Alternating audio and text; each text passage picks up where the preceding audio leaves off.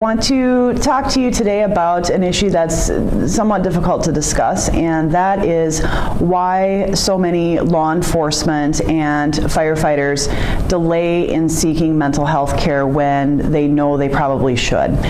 And it's one of the most common questions that we get, or fears that we definitely hear from people when we're meeting with them for the first time, is that they didn't seek help even though they knew that they were having issues because of fears associated with job loss, fears associated with, is this going to end my career?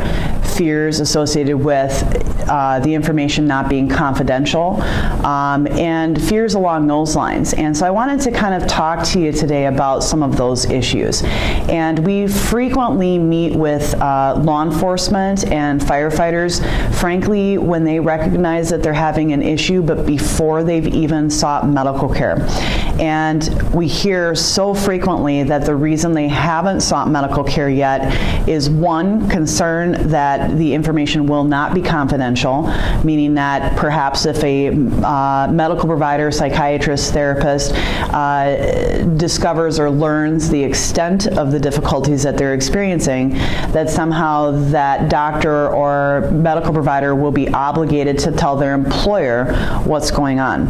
And so this also commonly occurs when law enforcement are perhaps required to seek mental health care. They maybe aren't as honest as they should be about how bad the symptoms are, for fear that it might somehow sort of trigger some sort of reporting requirement on behalf of the physician. A physician or medical provider would be required to report anything to your employer, but this can occasionally come up in the context of EAP or employee assistance programs.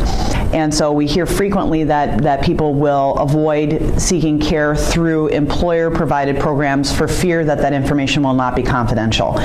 Other fears we hear is that if they seek mental health care and their physician says you need some time off, or you need to go on medication, or you need to take a break, or whatever the case may be, that if they are obligated to tell their employer that they're going to lose their job. Now, the reality is, notwithstanding everybody's hopes to the contrary, and there are some departments that really work hard to try to see that their personnel, law enforcement, firefighters, have access to mental health care without concern about losing their job. But I'm going to tell you, as of the current situation today, that is a significant risk. There's no bones about it. And so being prepared for that possibility is something that, is worth at least trying to discuss and walk through the potential risks associated with that, because that is a real risk.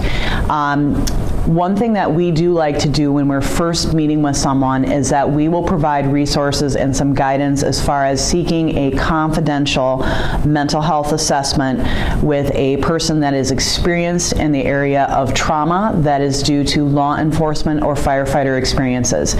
Oftentimes what we're able to do is provide some guidance and frankly see what the doctor has to say in terms of recommendations, in terms of what they think the possible diagnosis is.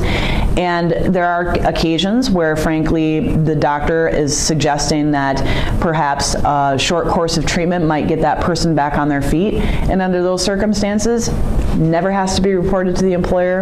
Employer doesn't have to know anything about it. And so there are situations whereby an individual, a law enforcement individual, or a firefighter can frankly seek the care that they need in such a way as to ensure it's 100% confidential. Their employer is not going to know anything about it unless they choose to proceed in that direction.